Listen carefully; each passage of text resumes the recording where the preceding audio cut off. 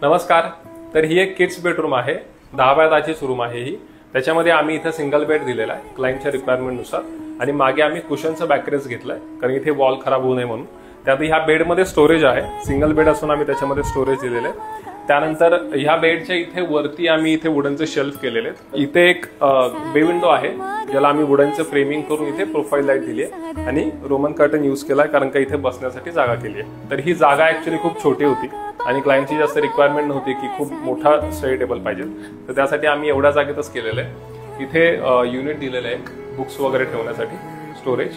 इथे काही open box केलेला आहे, काही शोपीस वगैरे असं ते ठेवण्यासाठी, आणि इथे एक प्रोफाईल लाईट दिली आहे। वॉर्डरॉप केलेलं आहे डिझाईन, किड्सला आवडेल असा वॉलपेपर घेतलेला आहे। या वॉलवरती पण एक कस्टमाइज वॉलपेपर आहे आणि याच्यावरती पण आम्ही कस्टमाइज विनाईल प्रिंट केलेलं आहे।